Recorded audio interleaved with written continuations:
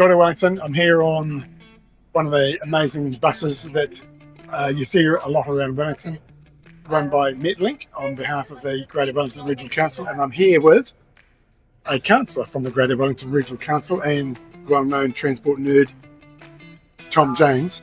I clocked on with my snapper card.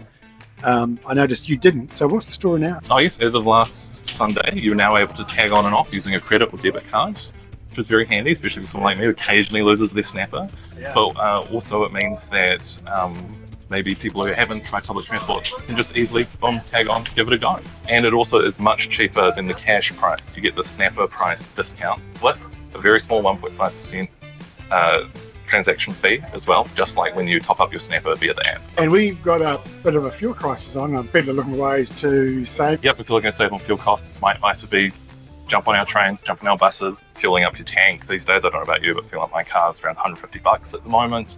And then if you're driving into the city and paying at least like $15 for parking every day, those costs add up hugely. I mean, you're looking at way over $200 a week.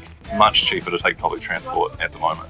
As well as every fewer person driving means one fewer person at the pump takes pressure off our precious fuel supplies. So if you're travelling peak times, fare is a little higher. Travel off peak times, fare goes down a bit. That's right, you get 30% off your fare if you travel. Now, there are going to be some fare increases coming up soon. I think they were decided some time ago. What's the story there? The central government brought in a policy called their private share policy, which means that regional councils have to raise fares annually or their funding from central government is put at risk. So there will be a 3.1% increase to fares across the board, and the discount off peak travel is reduced. So just to explain that is because the level of sort of central government subsidy, the government wants to effectively reduce that over time. So yes, travellers, passengers are going to have to pay more. Is that the story? That's right. They're pushing for a more user-pays approach, which when it comes to public transport, I personally don't agree with. I would prefer to freeze fares, but we can't put 51% of our transport funding at risk. I understand there's a new form of bus that might be hitting the Wellington street soon. That's right.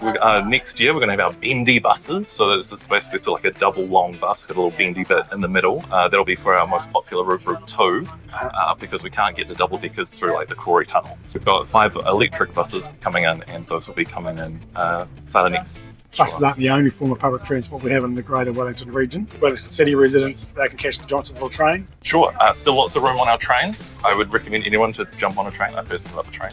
Most of our trains are also electric as well, so actually very fuel efficient way to travel, good for those fuel reserves, and lots of room, so please just get on board. And then of course, reduce carbon emissions, that's good for climate, and at a time when we've just weathered yet another big storm, actually responding to climate change is really important, isn't it? That's right, yeah. So taking public transport, it's a very efficient way to travel, good for the climate, good for your wallet, and good for our fuel reserves. Always remember to tag on and off. Tagging off, very important, otherwise you end up with the default fare and you don't want to pay more than you have to. Also remember to thank the driver when you get off. I think we have some pretty amazing drivers. We do. They get us there smartly, get us there safely, and usually really pleasant to deal with. Thanks, driver. So there we are. That's all you need to know about public transport and the amazing Wellington public transport system, buses, trains, Wellington Regional Council laws who look after the stuff, take care of it. Public transport can make a huge difference to family budgets.